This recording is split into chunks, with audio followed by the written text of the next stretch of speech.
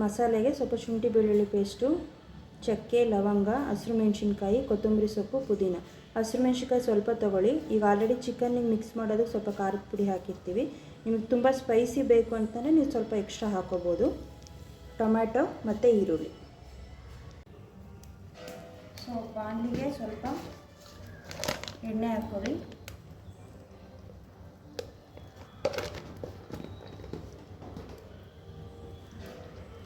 ನಂತರ ಇದಕ್ಕೆ ಸ್ವಲ್ಪ ಪುದೀನ, ಕೊತ್ತಂಬರಿ ಸೊಪ್ಪು, ಹಸಿಮೆಣಸಿನಕಾಯಿ, ಚಕ್ಕೆ ಮತ್ತು ಲವಂಗ ಹಾಕ್ಕೊಂಡು ಚೆನ್ನಾಗಿ ಫ್ರೈ ಮಾಡಿ. ಈ ರೀತಿ ಎಲ್ಲ ಸ್ವಲ್ಪ ಚೆನ್ನಾಗಿ ಫ್ರೈ ಆಗಬೇಕು.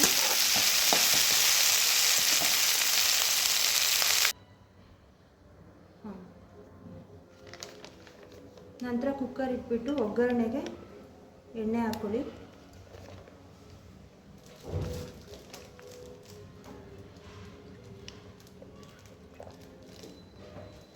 ಸೊ ನಂತರ ಈ ರೀತಿ ಪಲಾವ್ ಮಿಕ್ಸ್ ತೊಗೊಂಡು ಹಾಕ್ಕೊಳ್ಳಿ.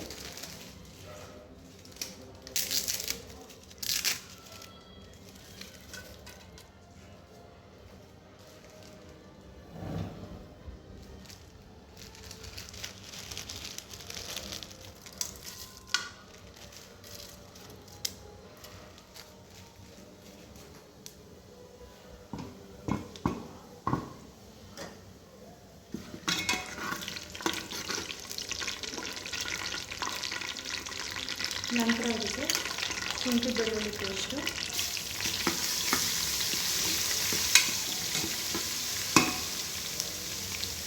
ನಂತರ ಕಟ್ ಮಾಡಿರೋಂಥ ಈರುಳ್ಳಿ,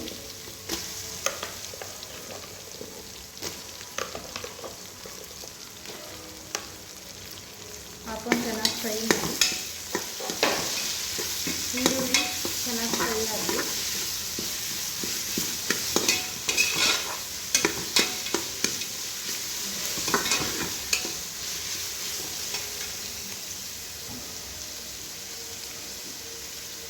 ನಂತರ ಇದಕ್ಕೆ ಸ್ವಲ್ಪ ಟೊಮೆಟೊ ಹಾಕೊಳ್ಳಿ.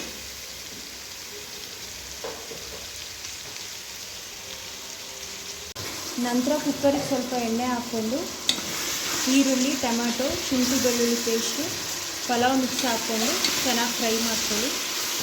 ಸೊ ಸ್ಪೈಸಸ್ ನೀವು ಪಲಾವ್ ಎಲೆ, ಸ್ವಲ್ಪ ಚಕ್ಕೆ, ಲವಂಗ, ಸೋಂಪು ಕಾಳು ಎಲ್ಲ ಥರ ಯೂಸ್ ಮಾಡ್ಬೋದು. ಫ್ರೈ ಆದಮೇಲೆ ಸೊ ಮಸಾಲೆ ಎಲ್ಲ ನೆನೆಸಿಟ್ಟಿರ್ತೀವಲ್ಲ ಚಿಕನ್ಗೆ, ಅದನ್ನು ಮಿಕ್ಸ್ ಮಾಡ್ಕೊಳ್ಳಿ.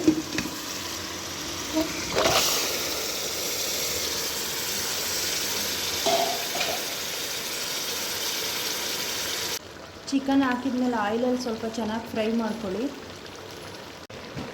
ಸೊ ಇದು ಚೆನ್ನಾಗಿ ಫ್ರೈ ಆದಮೇಲೆ ನಂತರ ಗ್ರೀನ್ ಪೇಸ್ಟ್ನ, ಕೊತ್ತಂಬರಿ ಸೊಪ್ಪು, ಪುದೀನ, ಹಸಿಮೆಣಸಿನ್ಕಾಯಿ ಪೇಸ್ಟ್ ಏನು ಮಾಡಿರ್ತೀರ ಅದನ್ನು ಹಾಕ್ಕೊಂಡು ಚೆನ್ನಾಗಿ ಮಿಕ್ಸ್ ಮಾಡ್ಕೊಳ್ಳಿ.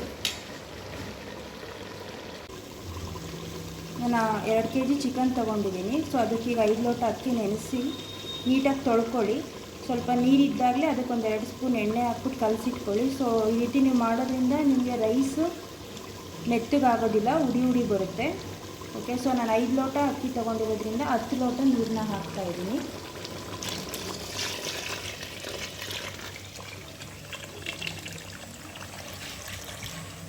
ನಂತರ ನಿಮಗೆ ರೈಸಿಗೆ ಸಾಕಾಗುವಷ್ಟು ರುಚಿಗೆ ತಕ್ಕನಾದಷ್ಟು ಉಪ್ಪನ್ನ ಹಾಕ್ಕೊಳ್ಳಿ. ಸೊ ಇದು ಚೆನ್ನಾಗಿ ಮಳ್ಳಿದ ಮೇಲೆ ನೀವು ರೈಸ್ ಹಾಕ್ಕೊಂಡು ಒಂದು ವಿಷಲ್ ಕೂಗಿಸ್ಕೊಂಡ್ರೆ ಸಾಕು. ಆಮೇಲೆ ಈ ರೀತಿ ಮಸಾಲೆ ಎಲ್ಲ ಮೇಲಿರುತ್ತೆ, ಚೆನ್ನಾಗಿ ಮಿಕ್ಸ್ ಮಾಡ್ಕೊಳ್ಳಿ. ಸೊ ಈಗ ಟೇಸ್ಟಿಯಾಗಿರ್ತಕ್ಕಂಥ ನಾಟಿ ಸ್ಟೈಲ್ ಬಿರಿಯಾನಿ ರೆಡಿಯಾಗಿದೆ.